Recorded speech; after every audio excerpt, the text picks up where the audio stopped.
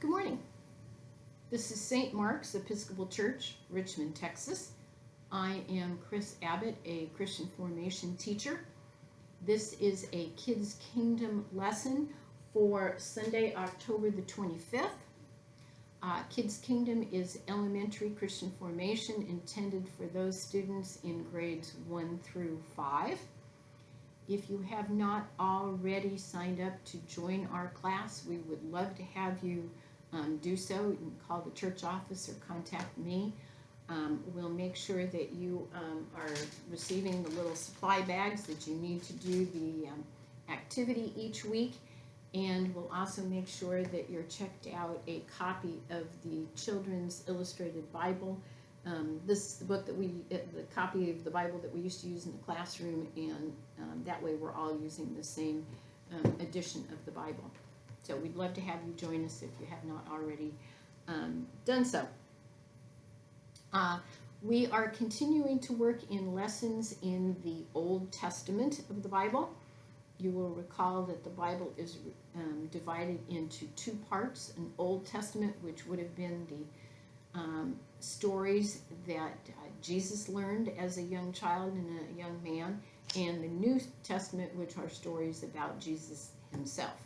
All together in the Bible, all 66 books of the Bible, and we're working in Genesis, which is the first book of the Bible in the Old Testament. We have been through 3 weeks of Adam and Eve, a couple of weeks of Cain and Abel, and this is our second week to spend some time on Sarah and Abraham. Just to kind of review just a little bit about what happened last week so that we can build on that story this week.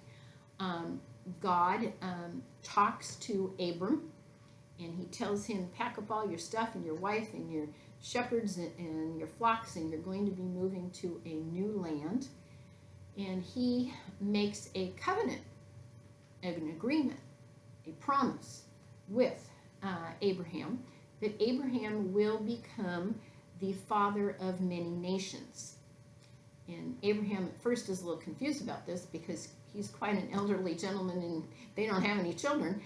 And God says, you will have a son, and that child will have other children and other children, and there will be so many descendants, they will be like the stars in the sky.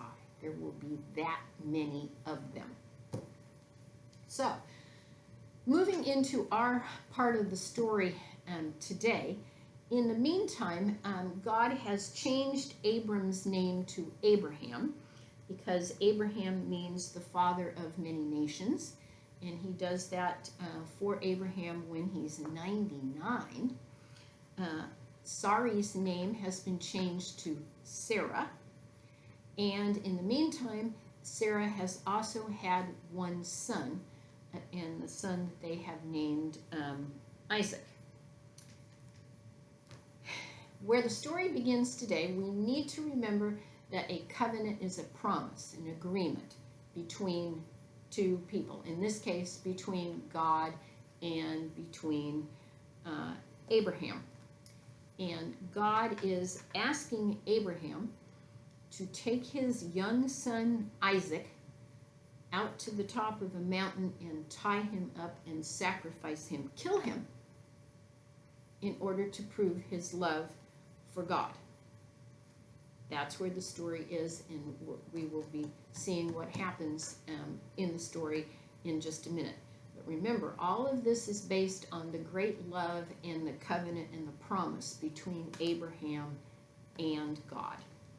So, if you'd open your Bibles to page 42 and 43, this is the sacrifice of Isaac.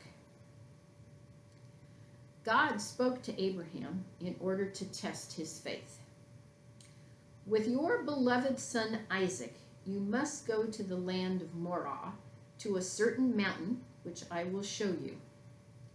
There, instead of a goat or a lamb, you must sacrifice your son on the fire.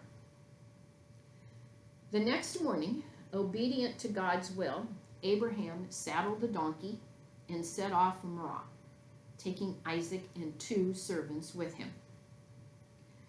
When they got to the mountains, Abraham stopped to cut some wood, giving it to his son to carry. He himself took a sharp knife and a flaming torch with which to light the fire. "You must stay here with the donkey," he told the 2 men. "We are going up the mountain to pray and make an offering to God." "Father," said Isaac as they started on their way, "we have wood for a fire, but where is the lamb to be sacrificed?" "God will provide," answered Abraham. When they reached the place chosen by God, Abraham built an altar on which he piled the wood. Then, tying Isaac's arms tightly to his sides, he placed the boy on top of the pile. Abraham lifted the knife high above his head, preparing to plunge it into Isaac's breast. But at that moment he heard the voice of the angel of the Lord. "Abraham, Abraham, do not hurt your son. You have proved your perfect love for God by your willingness to sacrifice even your child." Looking around, Abraham saw a ram caught by the horns in the tangled branches of a bush. He untied Isaac and, seizing hold of the ram, put the animal on the altar in place of his son. The angel spoke again. "Because you have done this for the love of God, you will be blessed, and your son and your son's sons will be blessed, and they shall be as many in number as the stars in the sky." Then Abraham and Isaac together came down from the mountain, and with the 2 servants returned to Beersheba. If you take a quick look at the picture on the top of page 42 on the left-hand side, you can see the desert that they would have crossed on their way to the mountain that God had directed them to go to. So, here again, we have God ordering, asking, making a covenant, making a promise with God. And God is telling him to take his own son out and kill him and sacrifice him. And Abraham is willing to do that because of his great love of God and his trust of God, and that he's willing to do that. Now notice that Isaac is a smart kid. On the way up the hill, he's thinking to himself, well, wait a minute, we've got the wood, and we've got the torch for the fire, and we have a knife, but where's the animal that we're going to be sacrificing? And Abraham, his father, answers him and says, "God will provide." He doesn't tell him what's going to happen. He's not filling him in on what the destiny is supposed to be here. He's just telling him God's going to provide for this. He's all ready to take that knife and plunge it into Isaac's chest, and the angel says, whoa, wait, stop, you've proven your love, you don't need to do that, fine, stop, rescue your son. And they turn around and they find a ram that's gotten the horn stuck in the bushes, and they grab the ram and they tie him up and they sacrifice the ram instead, and Isaac has been saved, and they go down the mountain and they return back home. Pretty scary story there. Yes, indeed. But you have to understand that Abraham has such love for God that he is willing to obey God even when God is asking him to sacrifice his own child. That's how great his love for God is.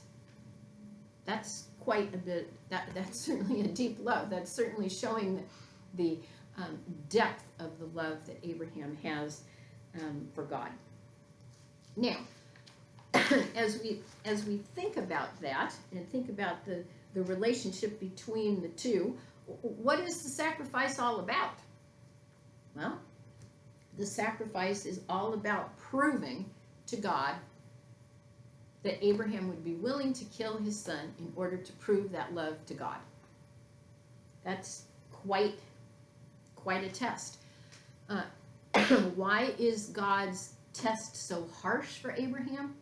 Well, he really wants to see Abraham's love and his willingness to do this and his sacrifice. And this is the ultimate test. And God is giving him the most ultimate, most difficult test, and he wants to see if Abraham is going to be able to follow through with that. Would Abraham have gone through with this? Probably, because his love for God is so great, and his willingness to prove that love to God, and he wants to be able to do that. Excuse me. So, Abraham's life is like a journey, and he's been following these different things that God has been asking him to do. How is your life like a journey? Sure, it's a journey. It's a road, and you're going to take all sorts of different roads in your life. What career are you going to choose? Where are you going to live? Who you might marry? What kind of a job are you going to have?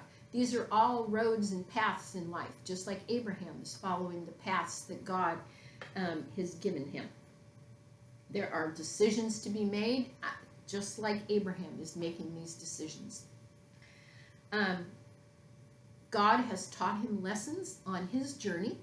What lessons has God taught you on your journey?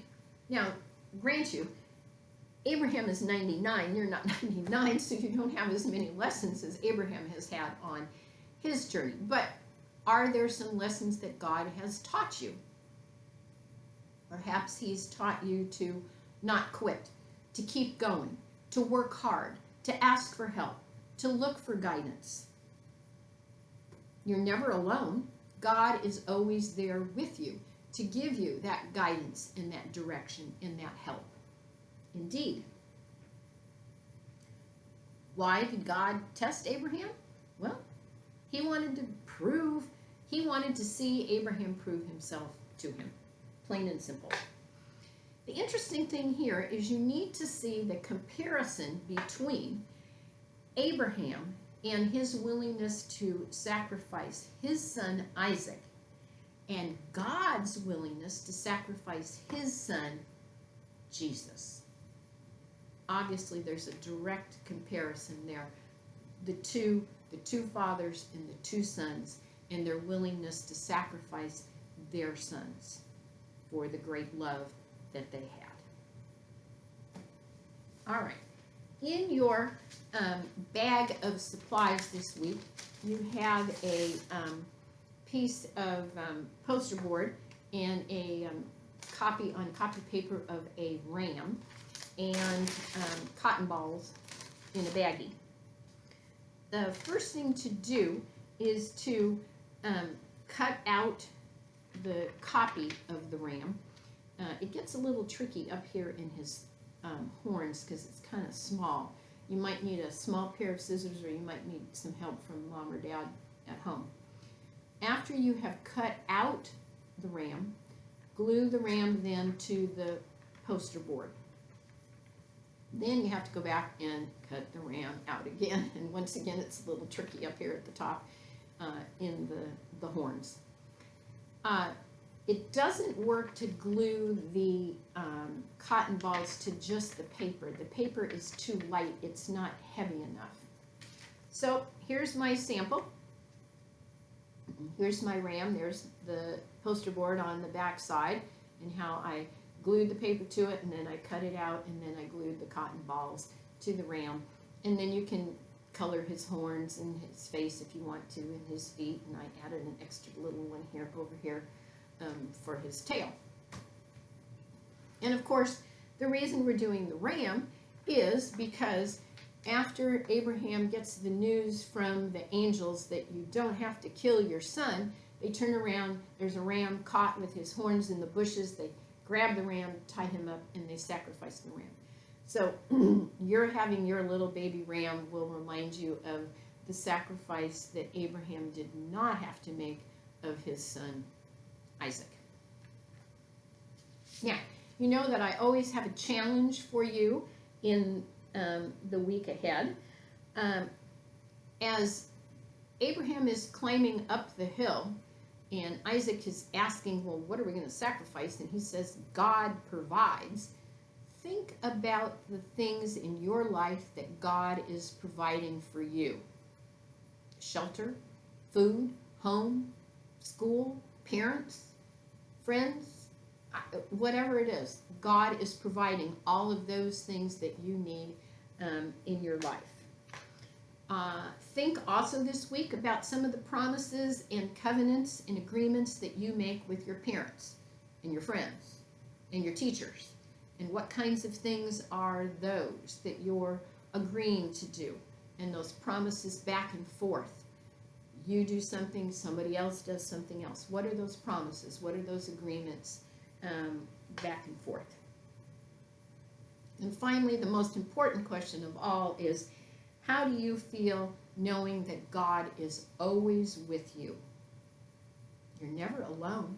He's with you, almost like your little buddy sitting on your shoulder all the time.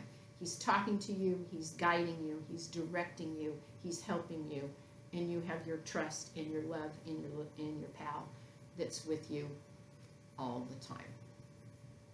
So that concludes our lesson for Sunday, October the 25th. Sarah and Abraham and the near sacrifice of Isaac and the construction of your cotton ball ram.